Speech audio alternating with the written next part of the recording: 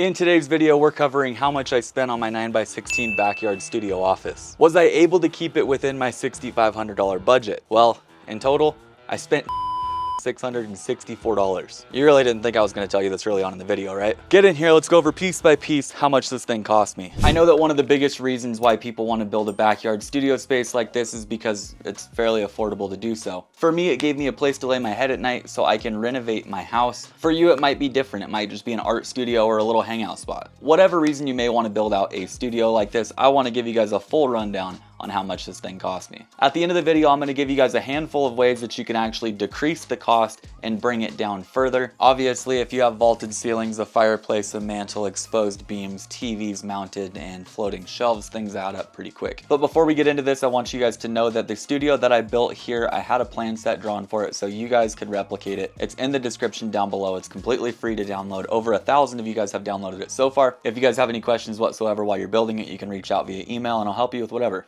Let's get right into the finances on this and tell you guys exactly what I spent. When I bought the property, we had a nasty old shed that was here. It was around 12 feet wide, 20 feet deep. It had a dirt floor, and from what I know, somebody lived in it for a while. I spent $550 having that shed torn down and hauled away. Now, some of the costs here that I'm going to break down were site preparations in order for me to build out the studio that we've got here today. But at the very end, the total that I gave you guys is just the raw materials and the labor that went into building this place. If you guys recall, early on we had the shed here, but we also had about 10 trees to line the back of the property. Some of those were dead. I spent $500 getting all those trees chopped down and hauled out of here. I brought in a mini excavator for $345.18 for a 24-hour period with a trailer. I flattened out the majority of the driveway, flattened out this area back here, and dug footings for this whole pad. Originally, I was planning on doing a slab on grade. If you guys recall though, we had some snow and that was no longer possible. It was at that point that we transitioned everything and did some post bases on the ground as a temporary fix until I can get under here,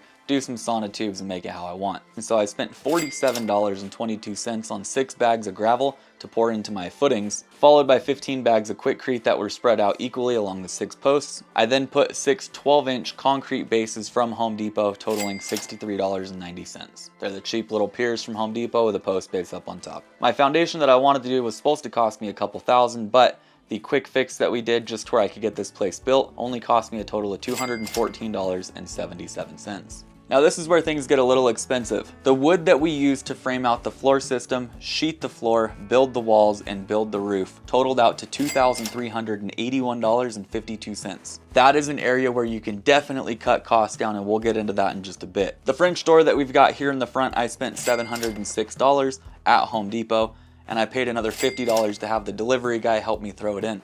It was literally the only way I was getting that thing installed. Now, one of my favorite things about the studio is the east-facing window that we have put in here. This is a 4-foot wide, 3-foot tall window from Home Depot. It's just a basic ply gem. It opens and closes. That's about all I can ask for in this little studio. I spent $260.25 from Home Depot. It's not a very good window, but it works for the time being. This will eventually get swapped out for a black Sierra Pacific window that matches the home. Now, the outside layer of the building is a pink product called Pinkwrap from Owens Corning. That is my WRB. That is what is protecting my building from the elements outside. So once the sheathing was on, I wrapped the building in that pink wrap. I taped all the seams, I cut in my openings, and we were good to go. That product in total, with all the flashing needed and the tape, I spent $261.62. Now for my siding product on this, I went with LP Smartside, which was brand new to me, and it was a product that I actually really loved installing. I've never had the opportunity to put it in before, so I was pretty stoked that I got to use it. In my opinion, if you're working by yourself, the LP Smartside was 10 times easier to put on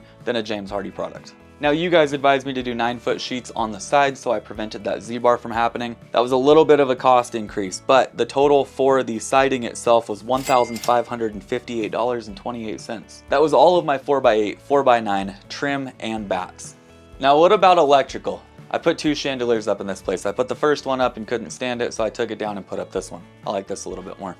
In total, for the sub panel, the 12-2 wire that I ran, all of my outlets, my switches, my chandelier, along with a couple of tools that I didn't already have, I spent $457.90. Now I know you guys can't feel it in here, but right now it is very, very warm. That's because we stuffed the walls with R21 from Owens Corning. Up in the ceiling I did R21 as well, but I could have gone up to an R38. In total I spent $569.91. I had 3 bundles of the 15 wide R21 for the walls, and I had 2 bundles of the 25-inch wide R21 for the ceiling. By the way, in the description I have a whole list of every single item that I bought, so you guys can follow it if you want to. Download the plan set that I've got, take the takeoff that I've got, and build this exact thing. Now my favorite part about the studio was the drywall, because it's so imperfect that it's perfect. If I lean it over here, you can see all the imperfections in it. You can also see a couple lines, so we're gonna go ahead and pull that light away. This cost was very low because drywall is a fairly cheap thing to do. You can check the description down below for how many 1/2-inch sheets I had. I used 5 boxes of mud, I used a single roll of paper tape, a single roll of mesh tape, still have tons extra, along with the vinyl corner bead for here, here, there, and over there. My total cost all in, $323.53. Not bad. Now paint has gone through the roof and it seems like it just keeps going up in price. I love this color on the inside. This is antique white. I bought a 5-gallon because I knew that anything that I had left over would go right inside and paint that place. I paid $205 for that 5 gallons. On the outside, our paint color was white duck and that came out beautiful. Looks great with that LP Smartside. That was $315 for a 5-gallon.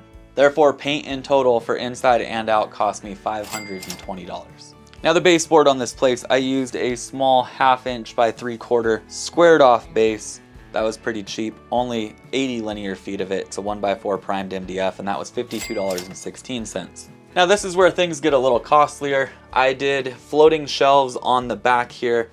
I spent $103.76 on the black brackets that you see all the way through here. There was 8 of them in total. And another $179.96 on the butcher blocks for the shelving alone. For the cabinets down here, I spent $438 on the cabinets and $236.68 on the countertops. Therefore, the back section that you're seeing here on both sides, which I think makes this room what it is, cost me $958.40. You know what's funny is on my personal home, I don't even have knobs and pulls on my cabinets because, well, I've never put them in. I guess that's why I wanted them here. I have got $59.42 on just these 2 cabinets alone for the 2 pulls and the little knobs. Now my favorite part of this whole entire build is the little fireplace mantle TV setup. I think it really makes this room. I spent a whopping $12.97 on the TV mount, $151.19 on the fireplace that'll act as my heat source, and the mantle here I built out of some leftover material from the faux beam that I did up in the ceiling.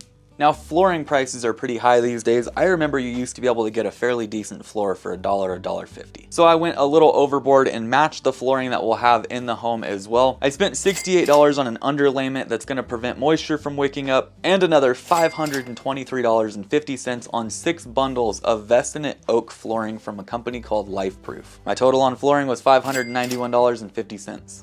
And one of the last things, and it's funny because I actually did it last, was the roofing that caps this whole entire place. We worked with Owens Corning on this project and I had deck to fence their underlayment up on the roof. I didn't have it roofed yet and I finished the whole entire inside of the building. At one point in time I had 2 feet of snow on top of that underlayment and we didn't get a single drop of water. I'm not gonna lie, I was definitely a little worried. I would suggest before you do your drywall and tape everything that you get your roof wrapped up. The weather here didn't permit that though. I needed 7 bundles of true definition onyx black roof shingles. You add in the starter strip that goes all the way around, the ridge caps that I put in all the way through, the drip edge that caps the whole perimeter of the building, along with the ice and water shield, which is going to help prevent ice damming all the way around the perimeter. And then letting this thing vent a little bit, we've got 2 roof vents up in the center. We have a grand total of $680.88. So the grand total. How much did I spend on this whole entire place? What did it cost me from start to finish? And then let's get into a handful of ways that you can build this very thing, except for a lot cheaper. There are a few costs in here that I didn't include, such as random things that I bought here and there, some fasteners and more. Grand total was $10,718.83. I originally budgeted $6,500 for this, and as I built, I thought I want a window that looks out over there. I want cabinets that have some beautiful butcher blocks with some fancy shelving up above it. The way I see it is I would rather build something that I'm comfortable in, that I can stay in and know that this place is actually kind of nice. So we went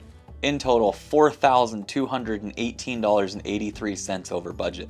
Now I know what you're thinking. You're thinking, Matt, that's terrible. You went way over budget. If you think this is bad, wait till I do the house. Let's go over a handful of ways that you could make this building cheaper. Let's start with a smaller man door. I spent $706 on the French door. You could save $500 doing a $200 single man door that was a 2'6" wide, 80-inch tall door. You could save $400 ditching the cabinets back there and just doing a floating butcher block if you wanted to. You would still have storage underneath the same way that I have in the cabinets. If you switch to 2x4 walls, 2x6 rafters, and a 2x8 ridge beam, you could dramatically decrease the cost, along with choose a cheaper fascia board. The fascia that I have wrapping this thing is one of the most expensive money can buy.